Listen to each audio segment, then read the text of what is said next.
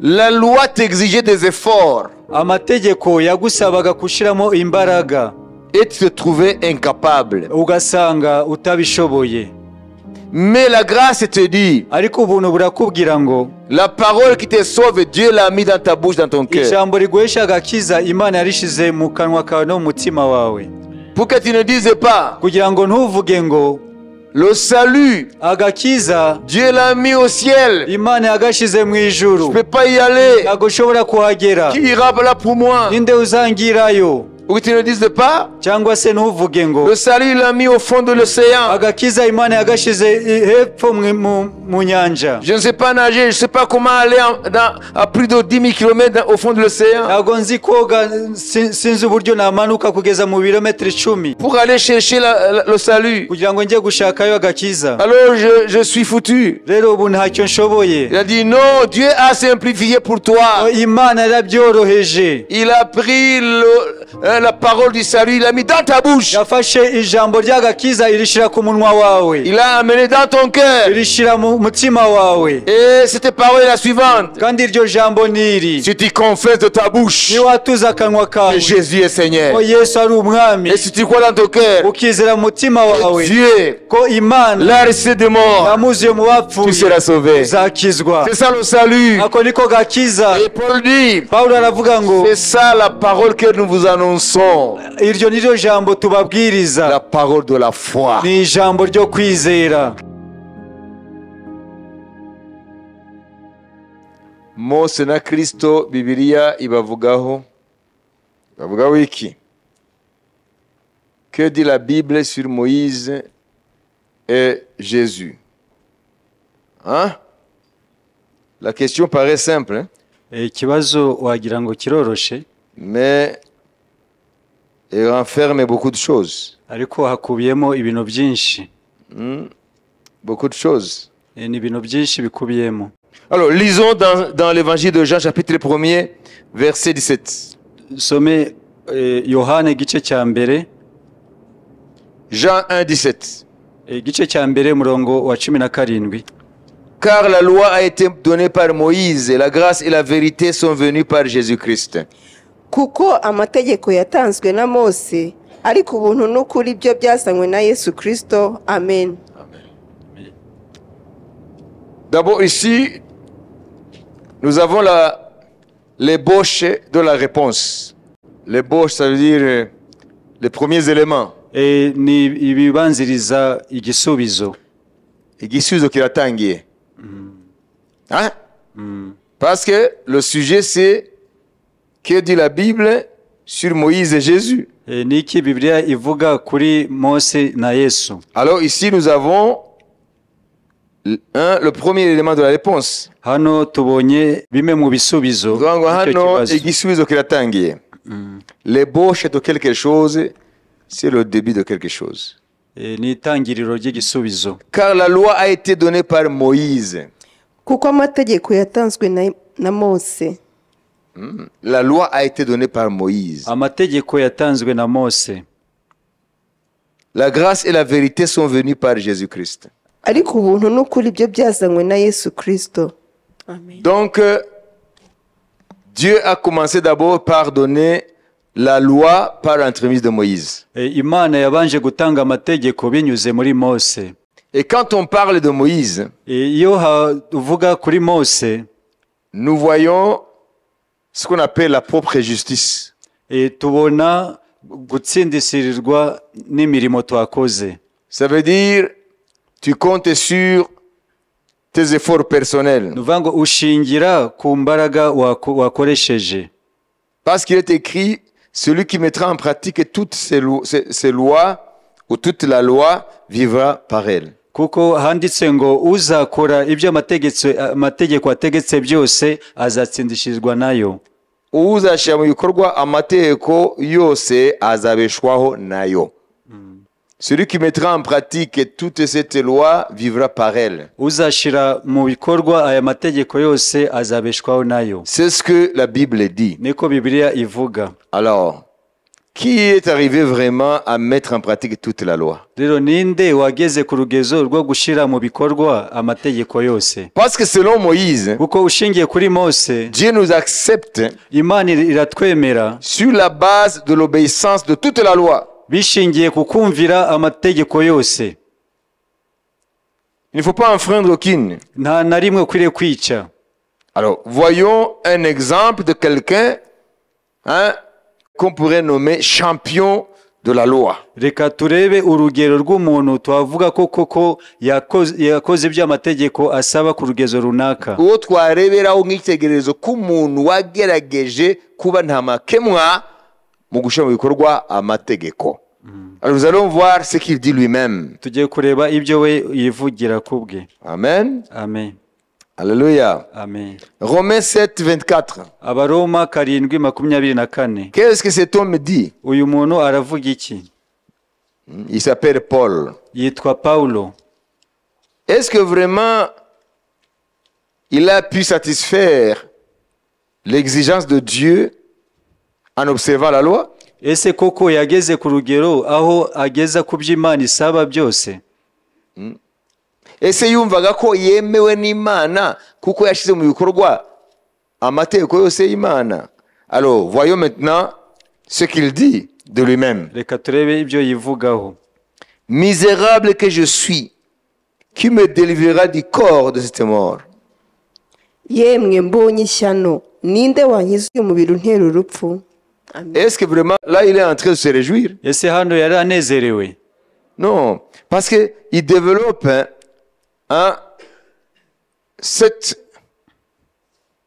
cette impossibilité à l'homme Hano aravuga ko umuntu hari ibyo adashobora pour gagner l'approbation de Dieu à travers la loi. kugira ngo yemerwe n'Imana bishingiye mu kubahiriza iby'amategeko. On n'a pas le temps de lire tout le texte.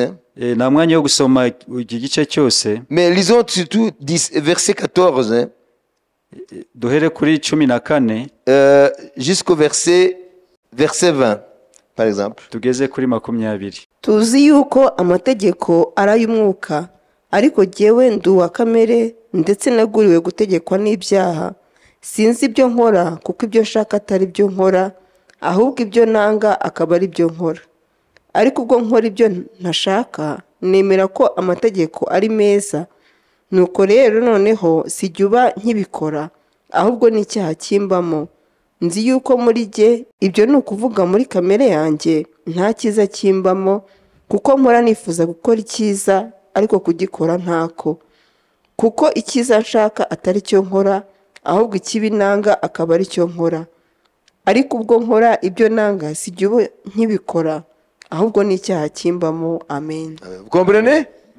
Byumvise. Donc lui-même reconnaît Nuvango nawe ubwe aremeza qu'il n'a pas pu accéder à l'approbation divine par ses efforts en observant la loi de Moïse. ko atagejeje urwego rwo kwemerwa n'Imana kuko yubahirije amategeko ya C'est avec raison alors qu'il crie au verset 24, misérable que je suis, qui me délivrera du corps de cette mort. niyo mpamvu ku murongo wa 24 yazamuye ijwi avuga ngo yemwe mbonye ishano. Alors il dit aravuga ngo dans 2 Corinthiens 3, 7, 18, on ne va pas lire tout ça. Abakorinto ba kabiri igice cya 3 murongo wa 18, il dit que la loi qui était bonne, avuga ngo amategeko yari meza, elle est devenue pour moi une loi qui cause la mort. yambereye itegeko rinzanira urupfu. Là au verset, lisons d'abord verset 7. Or, si le ministère de la mort, ça veut dire le ministère de la loi, umurimo w'amategeko, ça veut dire la lettre. nuvuga ngo inyuguti. Amen. Amen. Alléluia. Amen. Ça veut dire Moïse. Nuvuga ngo hano aravuga Mose. Moïse, au lieu de nous amener la vie, Mose aho kutuzanira ubuzima, en nous donnant la loi, mu kuduha amategeko, alors c'est devenu pour nous ahubwo byaduhindukiriye une loi qui nous condamne. itegeko riduciraho iteka.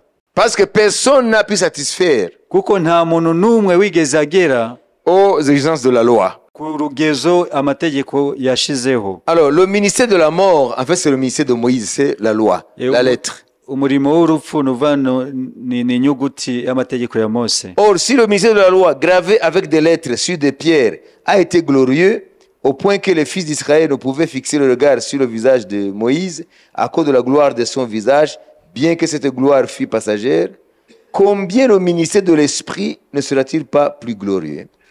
nuko rero niba imitegekere y'urupfu yanditswe igaharaturwa ku mabuye yarahawe ubwiza n'icyubahiro bigatuma abisirayeli badashobora kwihanganira gutumbira mu maso ha Mose kubwo kurabagirana ko mu maso he kandi kwari ukumwanya muto gusa kugashira nkanswe imitegekere y'umwuka ntizarushaho kugira ubwiza n'icyubahiro. Amen. Amen. Amen. Voilà, donc il appelle la loi, la loi, il appelle ministère de la mort. Rero itegeko amategeko yayise ko ari imitegekere y'urupfu. Parce que la loi, elle est bonne. Kuko amategeko ni meza. Elle est spirituelle. Na y'umwuka. Mais nous sommes vendus au péché. Ariko twebwe twagurishijwe ku cyaha. Nous sommes dominés par le péché. Turi munsi y'ubutware bw'icyaha. De par notre nature. Biturutse ku nkomoko yacu. Avec la chute d'Adam et Ève. Kubwo kugwa kwa Adamu na Eva. C'est le ministère de la mort. Icyambere ni imitegekere y'urupfu. C'est ce qu'on a dit au verset 7. Niyo ku murongo wa 7 niko batubwiye. Et au verset 9, il est dit, ku murongo wa 9, on l'appelle le ministère de la condamnation. Ngo ni imitegekere yateraga gucirwaho iteka. Donc la loi amategeko n'a fait que nous amener la mort. Icyo yazanye ni urupfu. Parce que celui qui ne mettra en pratique toute la loi, kuko utazashira mu bikorwa amategeko yose, il sera puni de mort. Azicwa. Et Paul l'appelle aussi le ministère de la condamnation. Et Paulo abyita imitegekere yo gucirwaho iteka. La loi, au lieu de nous libérer amategeko aho kugira ngo atubohore de l'empire du péché, munsi y'ubutware bw'icyaha, n'a fait que nous condamner devant Dieu. Ahubwo yaducireho iteka imbere y'Imana. Donc Moïse, rero Mose symbolise, ni ikigereranyo, amen, amen, la frustration. Ça veut dire Paul qui prend notre place, ça veut dire l'humanité. Et Paulo hano yafashe umwanya wacu w'inyoko muntu. Alors il est frustré parce qu'il dit misérable que je suis. Rero yumva ahungabanya avuga ngo ndagowe. Frustré, c'est quand quelqu'un veut quelque chose ardemment mais ne la trouve pas. Igihungabanya umuntu ni igihe ushaka ikintu cyane ariko ntukigereho. Donc tu es frustré. Nuvuga ngo rero urahungabana. Parce que tu as un besoin qui n'est pas assouvi. Nuko ari icyo ukeneye ntago ubonye gisubizo. Donc la loi rero amategeko ne nous donne pas la joie d'être accepté par Dieu. Ntago aduha umunezero wo kwemerwa n'Imana. La loi égale frustration. Amategeko azana guhungabana. La loi n'a pas amené la joie. Amategeko ntago yazanye umunezero. Parce qu'en lisant la loi, nous sommes frustrés. Parce que nous ne parvenons pas à la justice. Donc on est frustré. Ça veut dire quand tu veux quelque chose et que tu n'arrives pas à l'avoir, ça crée la frustration. Donc la loi ne nous a pas amené la justice. D'où la frustration. Donc la loi ne donne pas la joie. Parce que la joie vient de la liberté. Oh, la loi ne nous a pas amené la liberté. Alors Paul maintenant est libéré par quoi? Au verset 26 il dit gloire à Dieu. Dans Romains 7 il dit gloire à Dieu.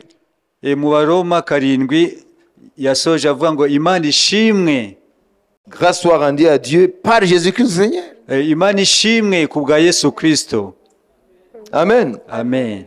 Pourquoi? Parce que c'est par Jésus qu'il est sauvé de cette frustration. Jésus a amené la liberté qui nous libère de la frustration. La loi a été donnée par Moïse. amategeko yazanwe na Mose, Et la grâce et la vérité ubuntu n'ukuri sont venus par Jésus-Christ notre Seigneur. bizanwa na mwami wacu Yesu Kristo. Alors, qu'est-ce que la grâce est fait? Ubuntu bukora iki? La grâce est fait Ubuntu icyo bukora, ce que Dieu attendait. ubuntu bukora icyo Imana yari yiteze. La grâce fait ce que Dieu attend.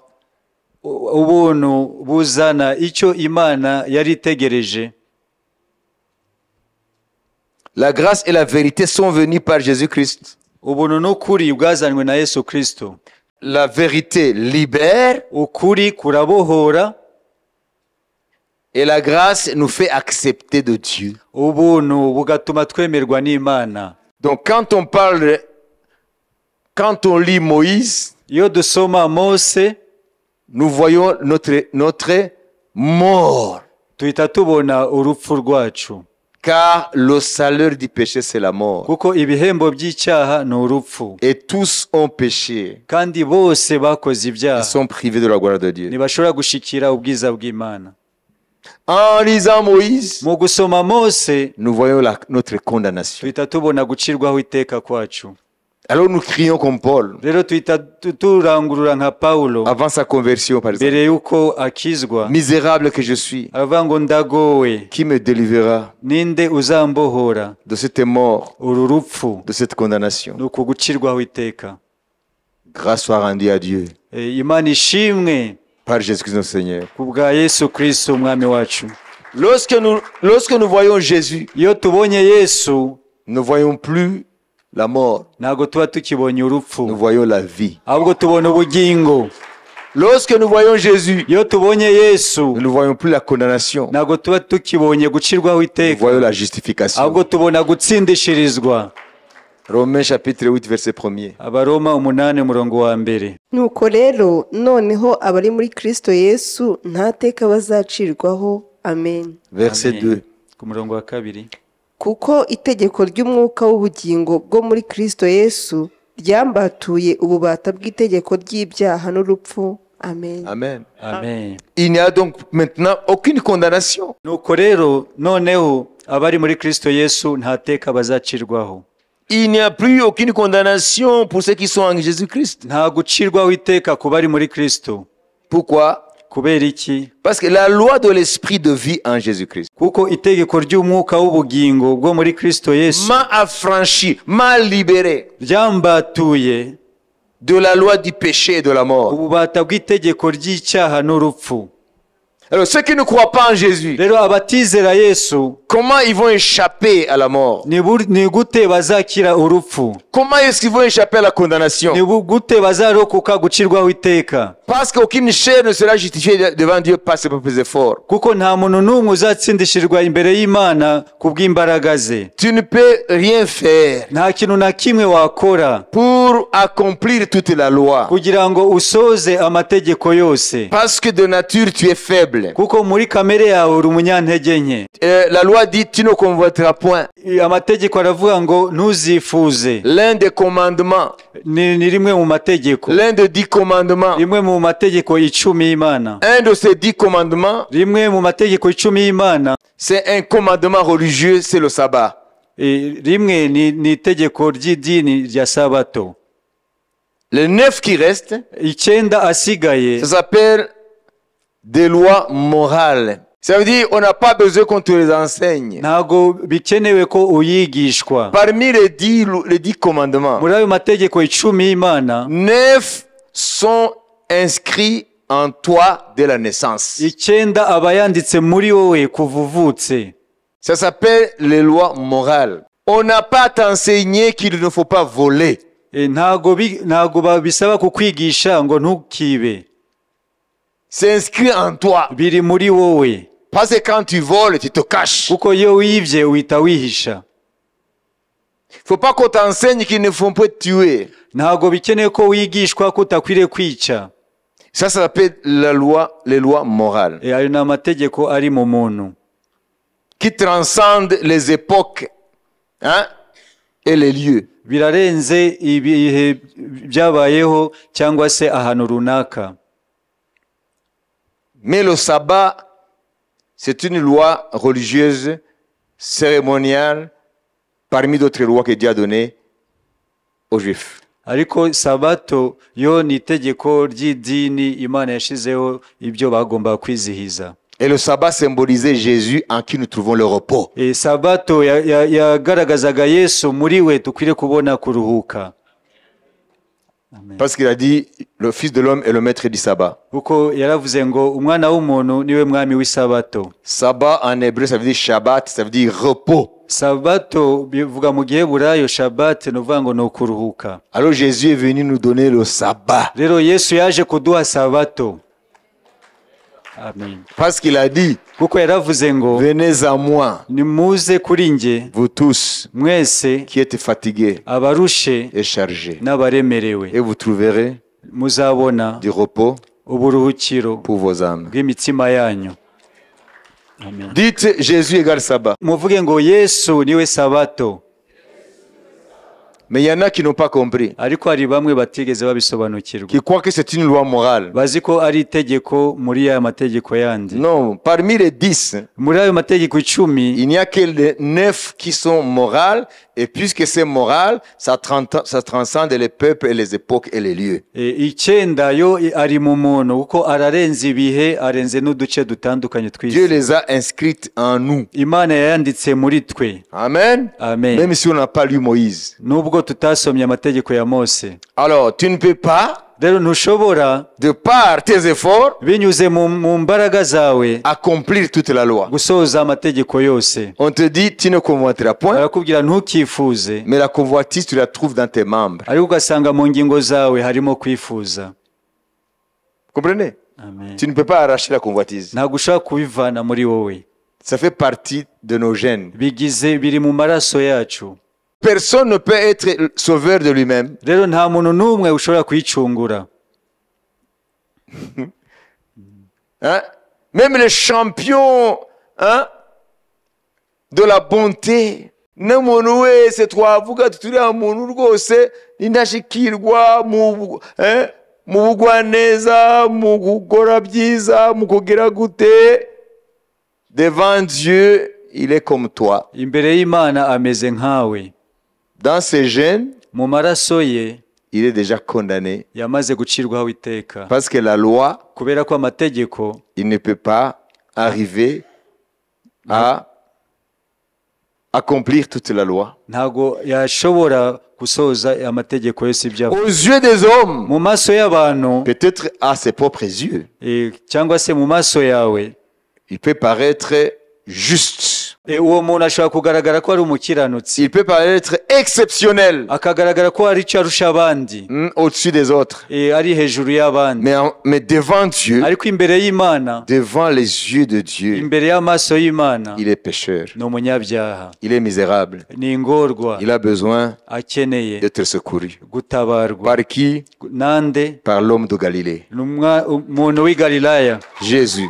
Amen. Amen. Amen. Jésus a dit, Yesu yaravuze ngo comme Moïse éleva le serpent dans le désert, nk'uko Mose yazamuye inzoka mu butayu, afin que celui qui a été mordu par le serpent regarde le serpent et qu'il soit guéri.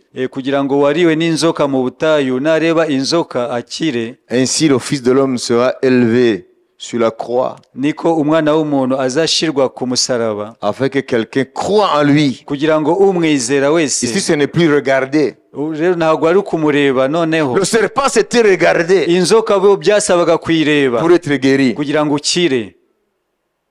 Maintenant, avec Jésus à la croix, Ariko hamwe na Yesu ku musaraba, tubona Yesu ku musaraba, ntabwo bavuga ngo umureba. Non. oya, Kuko baramurebye kandi bararimbutse. Moïse a élevé le serpent dans le désert. Mose yamanitse inzoka mu butayu, Un serpent d'airain. ni inzoka y'umuringa. Hein? Parce que Dieu avait envoyé des serpents brûlants qui avaient mordu les rebelles. Kuko Ceux qui murmuraient. Imana yari yohereje inzoka zaryaga abantu kuko bari bitotombye. Alors Moïse écrit pour la guérison. Mose atabaza Imana kugira ngo ibakize. Alors Moïse lui dit, alors, fais un serpent d'airain. Imana iramubwira ngo cura inzoka mu muringa. Alors, place-le sur un arbre. rero uyishyire ku giti Dis au peuple bwira ubwoko que celui qui est mordu, uwo wese wariwe n'inzoka qu'il voie le serpent arebe iyo en nzoka des reins iyo nzoka y'umuringa et il va être guéri. arahita akira Ceux qui ont obéi, ils ont été guéris. abumviye bahise bakira Ceux qui ont pris ça comme quelque chose de bidon, sont morts. abafashe nk'aho ari ibintu bidasobanutse barapfuye. C'est l'obéissance toujours avec Dieu. Igihe cyose mu Mana ni ukumvira. Amen. Sans comprendre, il faut obéir. Nubwo waba utabyumva ukwiriye kumvira. Alors, Jésus dit, Yesu rero aravuga ngo à la place du serpent, mu mwanya w'inzoka moi, le Fils de l'homme, njyewe umwana w'umuntu je serai suspendu entre ciel et terre sur du bois nzamanikwa ku giti que nous appelons la croix. icyo giti cyitwa umusaraba. Je serai sur la croix. Nzaba manitse ku giti. Cette fois-ci, aho rero c'est pas question de regarder, ntabwo bisaba noneho ngo kureba, mais celui qui croit en moi, ahubwo unyizera, amen, amen, qu'il ait la vie éternelle. azabona ubugingo buhoraho.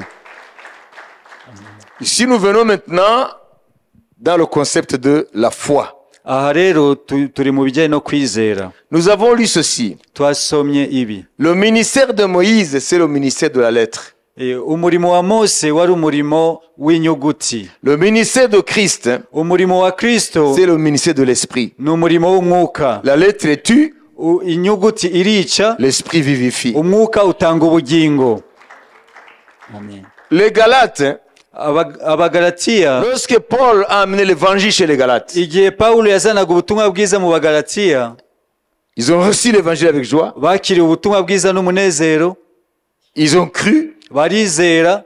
Et Dieu a répandu son esprit. Imana isuka umwuka wayo. Et l'esprit a commencé à manifester la gloire de Dieu. Umwuka wera rero atangira kugaragaza ubwiza bw'Imana. Par des signes et des prodiges. Binyuze mu bitangaza n'ibimenyetso. Par des miracles. Ibitangaza. Et après, nyuma yaho, d'autres soi-disant serviteurs de Dieu, abandi biyita abakozi b'Imana, ils sont venus leur enseigner un autre évangile. Baza rero kubabwira ubundi butumwa. En disant, même si Paul vous a dit que la grâce vous suffit. Ngo nubwo Pawulo yababwiye ngo ubuntu burabahagije. C'est pas vrai. Ntabwo ari ibyo. Oui, il faut la grâce. Yego mukeneye ubuntu. Mais il faut aussi pratiquer la loi de Moïse. Ariko mukwiriye no gushyira mu bikorwa amategeko ya Mose. Alors ils ont accepté. Rero barabyakira. Et le jour où ils ont accepté, rero igihe babyakiriye, l'esprit a cessé d'agir. Umwuka wera rero yahise ahagarika gukora. Par voie de conséquence, ingaruka yabyo rero, les miracles ont cessé. Ibitangaza bihita bihagarara. C'est dans la Galate chapitre 3 verset 5. Biri mu Bagalatiya 3:5. Mbese ibaha umwuka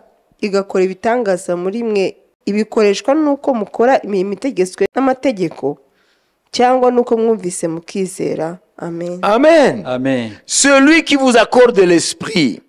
On va ensemble. Celui qui vous accorde l'esprit et qui opère des miracles parmi vous. Est-ce que nous voulons que Dieu répande son esprit ce soir? Est-ce que vous voulez que Dieu opère des miracles au milieu de nous ce soir?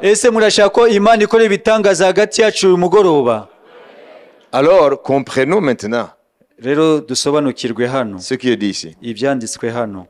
Qu'est-ce qu'on dit? Havuze ngiki? Celui qui vous accorde l'esprit et qui opère des miracles parmi vous, le fait-il donc par les œuvres de la loi? Répondez. Musubize. Non. Oui. Le fait-il donc par les œuvres de la loi? Répondons non. Oya. Ou par la prédication de la foi? Amen. Dites oui. Vuga yego. Aha. Amen. Maintenant nous allons voir ce qu'est la foi. Rero hano tugiye kureba icyari cyo kwizera. Les Galates ont commencé par la foi. Abagalatiya batangiranye no kwizera. Et après, maze nyuma, au lieu de la foi, mu mwanya wo kwizera, ils ont pris la loi. Bahita bafata amategeko. Alors l'esprit a disparu. Rero umwuka wera aragenda. Les miracles se sont arrêtés. Ibitangaza birahagarara. Ça veut dire c'est l'esprit qui fait des miracles. Nuvango n'umwuka wera ukora ibitangaza. Et l'esprit rero umwuka wera agit dans nos vies akora mu buzima bwacu à une seule condition précise. Igisabwa kiba ari kimwe gusa. C'est ce que le voir. Nicyo tugiye kureba. Comprenez? Amen. Les œuvres de Dieu imirimo y'Imana s'opèrent par l'Esprit. bikora binyuze mu Mwuka Wera. Et pour que l'Esprit agisse, Rero kugira ngo Umwuka Wera akore il y a une condition sine qua non. hari ikisabwa kidakuka. Vous comprenez le problème des Galates? Murumva ikibazo cy'Abagalatiya? Hier, nous avons vu quoi? Ejo twabonye iki? Parmi les blocus, Mu nzitizi il y a l'esprit religieux. hari umwuka w'idini. Là où l'esprit religieux agit, le Saint-Esprit s'en va. Aho umwuka w'idini ukora, Umwuka Wera ahita yigendera. C'est ce que les Galates ont connu. Nibyo byabaye ku Bagalatiya. Ils ont commencé par la grâce Batangiriye mu buntu bw'Imana, qu'ils ont reçue par le moyen de la foi bakiriye binyuze mu kwizera en Christ et en son œuvre. muri Kristo no murimo we, Ils ont vu des miracles. babona ibitangaza, Ils ont vu la gloire de Dieu. babona ubwiza bw'Imana, Et après, ils ont échangé la grâce par la loi. maze bagurana ubuntu n'amategeko. Et l'esprit est parti. Rero Umwuka Wera arigendera. Ils ont constaté que Dieu n'agissait plus parmi eux. Bahise babona ko Imana itagikora hagati yabo. C'est ça le drame de l'église d'aujourd'hui. Ako niko kaga k'itorero muri iki gihe. Nous nous réunissons, mais nous ne nous posons pas la question pourquoi est-ce que Dieu n'agit pas. Turaterana ariko ntabwo tubibaza kuki Imana idakora hagati yacu. Je ne dis pas ici, je dis l'église en général. Ntabwo mvuga hano, ndavuga itorero muri rusange. Alors, puisque nous ne posons pas la question, Kuko tutibaza icyo kibazo, et puisque nous ne sommes pas éveillés spirituellement, kandi kuko tutakangutse mu mwuka pour comprendre les vrais besoins, kugira ngo dusobanukirwe ubukene les bwacu, besoins spirituels, ubukene bwo mu mwuka, alors nous nous contentons rero dushimishwa des cultes, n'amateraniro, des assemblées guterana remplies de programmes, byuzuye za gahunda, mais on ne voit pas Dieu agir. ariko ntabwo tubona Imana ikora. Une très belle chorale, Korale nziza, un service impeccable de protocole et de sécurité, etc. harimo protokole ikora neza n'umutekano byose, Tout le monde est gentil avec tout le monde, buri wese aguwe neza, avec des grands sourires, asekera mugenzi we, des accolades. guhoberana, Et ils rentrent joyeux. rero bagataha bishimye. On a eu de très bons cultes. Twagize amateraniro meza. Hein? Est-ce que c'est ça que Dieu veut? Ese ibyo nibyo Imana ishaka? Ça, c'est l'esprit religieux. Ibyo ni umwuka w'idini. Une église normale, Itorero rizima c'est l'église ni itorero que les Galates ont vécu Abagalatiya babayemo avant que ces charlatans les séduisent. mbere y'uko abo bateka mutwe Inzererezi. izo nzererezi zibayobya. Les gens n'ont pas soif de Dieu. Abantu nta nyota y'Imana bafite. Ils ne savent pas que Dieu est la source de tout. Ntibazi ko Imana ari isoko ya byose. Ils se contentent des routines, des traditions. Bakanezerwa gusa n'imihango n'imigenzo. Ils se sentent suffisants Bakumva bibahagije. par ce qu'ils vivent. Kuri ibyo byo babamo bakumva bibahagije. Mais Jésus n'est pas mort pour ce que nous voyons seulement. Ariko Yesu ntabwo yapfiriye ibi ngibi tubona. Pour d'autres, le salut se résume aux bénédictions matérielles.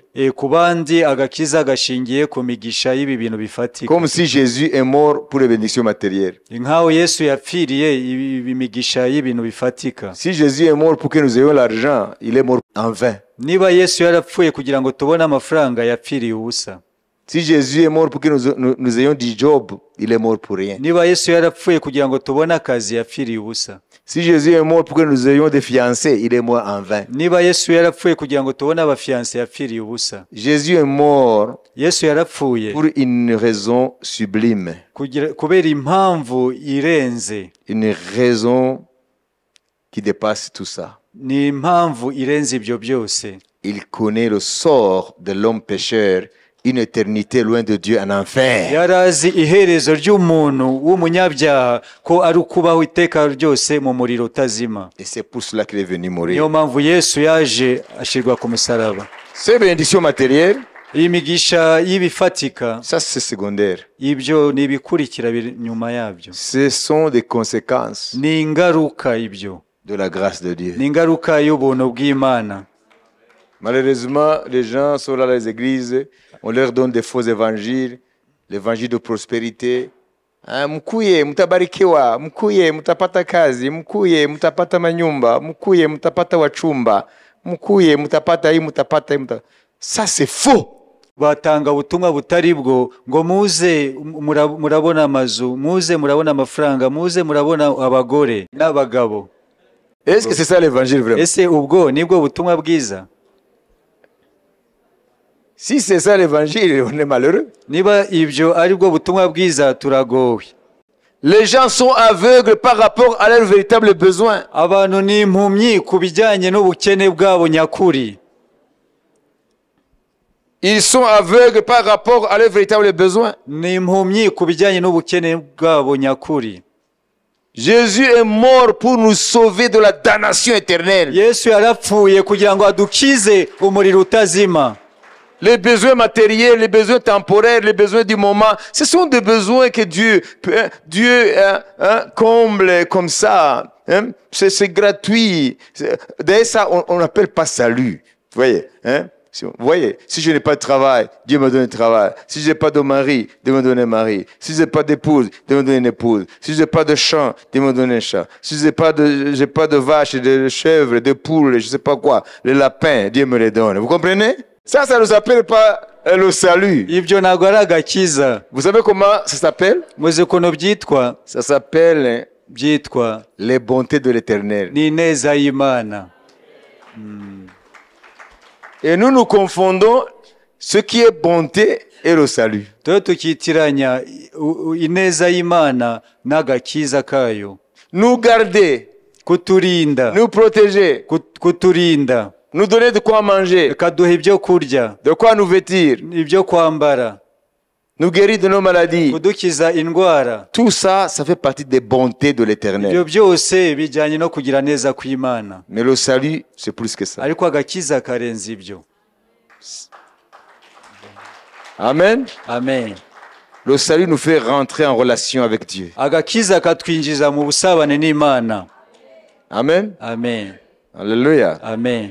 Alors, si nous voulons voir Rero niba dushaka kubona les actions de Dieu, imirimo y'Imana, les œuvres de Dieu, imirimo y'Imana. Alléluia, Amen. nous devons comprendre ça. Dukwiriye gusobanukirwa ibi. Romains 10, Abaroma igice cya 10 versets 6 et 10. umurongo wa 6. Romains chapitre 10, verset 6 et 10. Abaroma 10:6 kugeza ku 10. ariko gukiranuka guheshwa no kwizera kuvuga kutya kuti ntukibaze uti ninde uzazamuka ngo ajye mu ijuru, bisobanurwa ngo kumanura Kristo, cyangwa uti ninde uzamanuka ikuzimu, bisobanurwa ngo kuzamura Kristo amukuye mu bapfuye. Ahubwo kuvuga kuti ijambo rirakwegereye ndetse riri mu kanwa kawe no mu mutima wawe, niryo jambo ryo kwizera iryo tubabwiriza. Niwatuza akanwa kawe yuko Yesu ari umwami, ukizera mu mutima wawe yuko Imana yamuzuye, uzakizwa, kuko umutima ari wo umuntu yizeza akabarwaho gukiranuka, kandi akanwa akaba ariko yatuza agakizwa. Amen. Amen. Amen. Donc ici, Paul développe encore une fois la différence entre la loi et la grâce. Hano Paulo yongeye kwerekana itandukaniro hagati y'amategeko n'ubuntu. Il dit que ses frères juifs ont du zèle pour Dieu, mais sans intelligence. Aravuga ngo abayuda bafite ishaka ry'Imana ariko ishaka ridafite ubwenge. C'est au verset 1er du chapitre 10 de Romains. Ku murongo wa mbere igice cya 10 cy'Abaroma. Romains 10, 1, 2, 3, etc. Ne connaissant pas la justice de Dieu, au verset 3, Ku murongo wa 3. kuko ubwo bari batazi gukiranuka kw'Imana et cherchant à établir leur propre justice. Nous en avons parlé, n'est-ce pas? Twabivuze. bagerageje kwihangira gukiranuka kwabo ubwabo, Et ils ne se sont pas soumis à la justice de Dieu. bituma basuzugura gukiranuka kw'Imana. Car Christ est la fin de la loi kuko Kristo ari we amategeko asohoraho, pour la justification de tous ceux qui croient. kandi niwe uhesha uwizera wese gukiranuka. Amen. Amen. Alléluia. Amen. Et là, il dit alors ce que c'est la foi. Aravuga rero icyari cyo kwizera. Amen. Amen. Alléluia. Amen. La parole qui nous sauve, Ijambo riduhesha agakiza, que la grâce nous a amenés. ubuntu bwatuzaniye.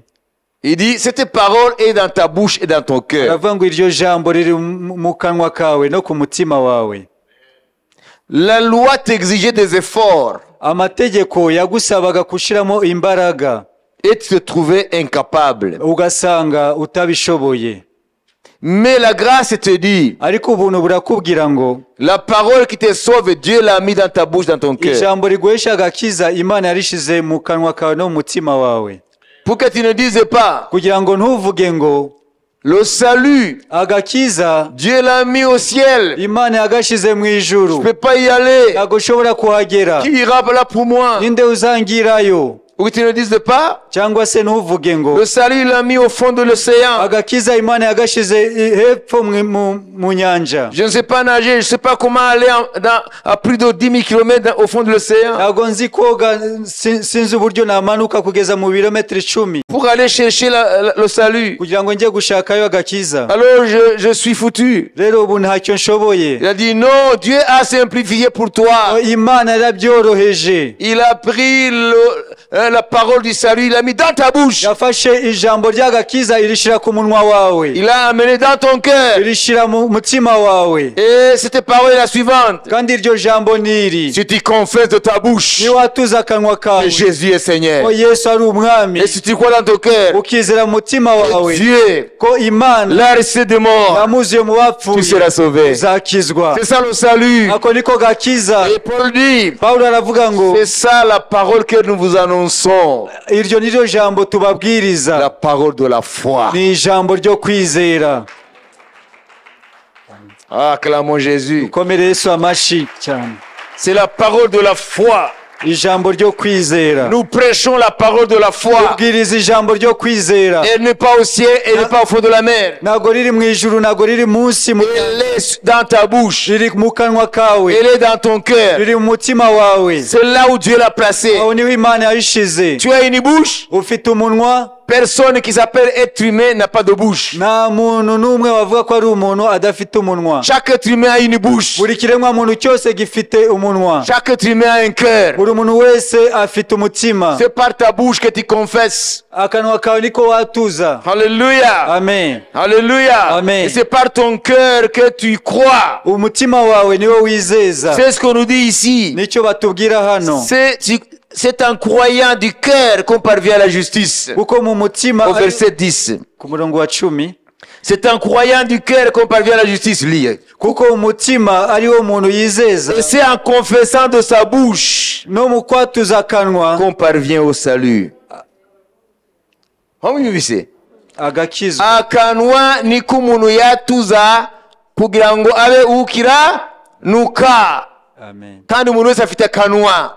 Umutima niwo umuntu yizeza kugira ngo atsindishirizwe. Amen. Kugira ngo nako ahabwe agakiza. Amen. Donc par la bouche tu confesses Jésus Binyuze mu kanwa kawe watura Yesu, et tu es justifié. Et ugatsindishirizwa. par ton cœur tu crois en lui Umutima wawe ukizera, et tu es sauvé. ugakizwa. C'est ça la parole de la foi. Iryo jambo ryo kwizera Et c'est cette parole-là ni iryo jambo nyine qui a accompli des miracles chez les Galates. niryo ryakoze ibitangaza mu Bagalatiya. La grâce, Ubuntu elle est communiquée par la parole de foi. butangwa n'ijambo ryo kwizera. Alléluia. Amen. Alors si ce soir, Rero niba uyu mugoroba ce principe, vous devez le savoir. iryo hame mukwiriye kurimenya, Parce qu'il faut que tu comprennes kuko ukwiriye gusobanukirwa la base sur laquelle Dieu agit ou Dieu traite avec les hommes. urufatiro Imana ikoreramo nubwo ikoreramo n'abantu. Ukwiye kumenya ni uruhe rufatiro Imana idiringa n'abantu.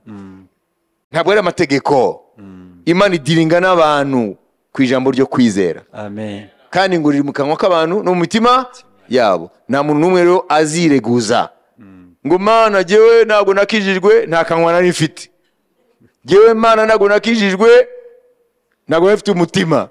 Aruzi ngo kubivuga. Donc, nul chair ne sera justifié devant Dieu. Nta muntu n'umwe uzagira icyo isobanura imbere y'Imana. Parce que tous nous avons les deux. Twese dufite byombi. Nous avons la bouche Dufite umunwa pour confesser kugira ngo twature que Jésus est Seigneur ko Yesu ari umwami, et parvenir à la justification. bikaduhesha gutsindishirirwa. Nous avons un cœur Dufite umutima pour croire en Jésus kugira ngo twizere Yesu, et arriver au salut. bitugeze ku gakiza. Personne ne peut se justifier. Nta n'umwe ushobora kwireguza. Le salut, c'est la joie. Agakiza ni umunezero. Le salut, c'est la liberté. Agakiza ni umudendezo. Le salut, c'est la victoire. Agakiza ni intsinzi. Le salut, c'est l'espérance. agakiza ni ibyiringiro. Alléluia. Amen. Le salut, c'est la confiance. Agakiza ni ukwiringira. Alors, aujourd'hui, Rero uyu munsi nous vivons au rythme des événements. tujyana n'ibiriho. Au rythme des événements. Tubaho bikurikije n'ibihe turi kunyuramo. Abantu barihebye muri ibi bihe. Kuko ibihe biri sombre. Ouais? Nous vivons des temps moroses. Turi kuba mu bihe byijimye. Mais quand nous comprenons ça, Rero iyo dusobanukiwe ibi, on ne vit pas au rythme ntabwo des tugendera circonstances. mu bihe turi kunyuramo. Hein?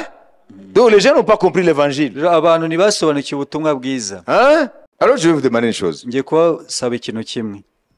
Est-ce que nous voulons que la grâce de Dieu nous submerge? Ese turashaka ko ubuntu bw'Imana buturengera?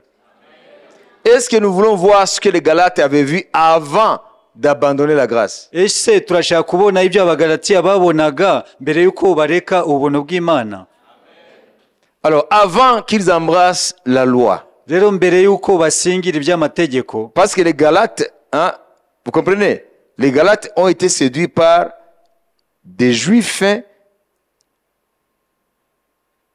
des enseignants juifs qui prônaient le salut par l'observance de la loi de Moïse. kuko abagalatiya bashutswe n'abayuda bagenderaga mu mategeko ya Non, non, les juifs itinérants qui allaient après Paul pour renverser l'évangile de Christ. nuvuga ngo ni abayuda bagendaga inyuma ya Pawulo kugira ngo Renverser la vérité que Paul avait établie. bakubite hasi ukuri Pawulo yashizeho. Bayobye abo Paulo amaze kubwiriza ubuntu bwa Kristo. C'est Satan qui les utilisait. Satani niwe wabakoreshaga. Vous comprenez? Alors nous aussi, Natwe nuko. si nous ne sommes pas dans la grâce de Dieu, Niba tutari mu buntu bw'Imana, alors l'œuvre de Dieu ne se passera pas dans nos vies. rero umurimo w'Imana ntabwo uzakoreka mu buzima bwacu. L'Esprit de Dieu Umwuka w'Imana agit sur base de la grâce. akorera ku rufatiro rw'ubuntu, Et la grâce s'obtient par la parole de foi. kandi ubuntu tubwakira binyuze mu ijambo ryo kwizera. Et la parole de foi est dans ta bouche, dans ton cœur. Kandi ijambo ryo kwizera riri mu kanwa kawe no ku mutima wawe. Et puis, cette force de la grâce, Ikindi, izo mbaraga z'ubuntu alors, nous donne la possibilité de vivre d'une vie qui plaise au Seigneur. buduha imbaraga zo kuba mu buzima bunezeza Imana. C'est la grâce agissante en nous Ni ubuntu bukorera muri twebwe, qui nous rend capables de vivre une vie qui n'était pas capable en observant la loi. bikaduha ubushobozi bwo kuba mu buzima tutari gushobora turi munsi y'amategeko. Parce que nous faisons de bonnes œuvres par amour pour Dieu. Kuko dukora imirimo myiza kubwo gukunda Imana, Non pas parce que c'est une obligation. atari uko ari itegeko. Amen. Amen. Je ne donne pas ma dîme parce que c'est une loi. Ntabwo ntanga icya cumi kuko ari itegeko. Je la donne plus que la dîme même, selon les bénédictions que Dieu me donne, parce qu'il m'a donné, hein, il m'a donné plus que tout. Ntanga n'ibirenze icya cumi kuko yo yampaye ibirenze byose. Je ne prends pas ma calculatrice pour calculer mes avoirs, c'est 1 million, j'ai vendu 10 sacs de riz, j'ai eu 500 000, et puis après, oui, dans mon potager, j'ai pu récolter des tomates, 10 kilos, j'ai pu récolter, et puis des salades, et je les ai vendues, ça m'a fait 105 000 francs, 155 000 francs. Alors ok, alors je divise par 10, pas par calculatrice. Alors Dieu, je veux lui donner, voilà, je vois que c'est 100 036 francs, voilà. Alors, je regarde, je n'ai pas 36 francs. Qu'est-ce qu'il faut faire? Il faut que j'aille à Nyamirambo pour voir quelqu'un qui a l'échange. Et comme ça, je dois calculer 100 036 francs. Ok. Alors, voilà. Tu ne peux même pas dire 137 000. C'est difficile. Hein? Ça, c'est la loi. Ibyo ni amategeko. Dans la grâce, Mu buntu on ne calcule pas comme ça. ntabwo ujya muri utwo tubare. Abantu benshi niko bameze amatorero. Imana yaradukunze cyane. Amen. Itanga umwana we w'ikinege. Imaze kumuduha, umwuka wera asaza urukundo rw'Imana muri twe. amen Kandi urwo rukundo rw'Imana ruri muri twe tukamenya Imana ko yadukunze cyane sans limite. Ntabwo tubana nayo mu mibare. Uko Imana itugira neza bwa le bonté là Ya niko neza natwe tuyiha umugisha. Donc celui qui vit dans la grâce, il ne peut pas être mesquin. rero umuntu uri uba mu buntu ntabwo ashobora kuba umutindi. Comprenez? Vous comprenez? Ntashobora kugira ubugugu. Niyo mpamvu rero nta mugisha w'Imana ubaho mu bantu, parce qu'ils vivent avec Dieu des rapports qui ne sont pas vrais. kuko babana n'Imana umubano utari wo. Les Galates, même s'ils ont été séduits après, Abagalatiya nubwo bashutswe nyuma yaho, mais quand ils ont reçu la grâce, ariko igihe bakiriye ubuntu, ils sont entrés dans l'océan de la grâce pleinement. binjiye mu nyanja y'ubuntu mu buryo bwuzuye. Ils ont aimé Jésus. Bakunze Yesu. Amen. Amen. Ils l'ont aimé. Baramukunda. Ils avaient soif de cet amour. Bari bafite inyota y'urwo rukundo. Ils ont servi Jésus. Bakoreye Yesu. Alléluia. Amen. Amen. Amen. Alléluia. Amen. Et ils voulaient que cette bonne nouvelle atteigne d'autres peuples. Bashaka ko ubwo butumwa bugera ku yandi moko yose. Ils ne donnaient pas seulement 1/10. Ntabwo batangaga icya cumi gusa. Plus Dieu les bénissait, Uko Imana yabahaga umugisha, plus ils donnaient à Dieu. niko nabo bahaga Imana. Dieu était possesseur de tout. Imana niyo yari umutunzi wa byose. Alléluia. Amen. Premièrement de leur vie, Mbere na mbere bayihaye ubuzima bwabo. il était posé de leur vie. Benambere barabayo. Vous comprenez? Amen. Dieu s'est donné premièrement à eux par Jésus, Imana yarabihaye binyuze muri Yesu, en Christ. muri Kristo. Parce que la Bible dit, Kuko Bibiliya avuga ngo Dieu était en Christ à la croix, Imana yari muri Kristo ku musaraba, se réconcilier avec les hommes, yiyunga n'abantu, en leur imputant pas leurs péchés.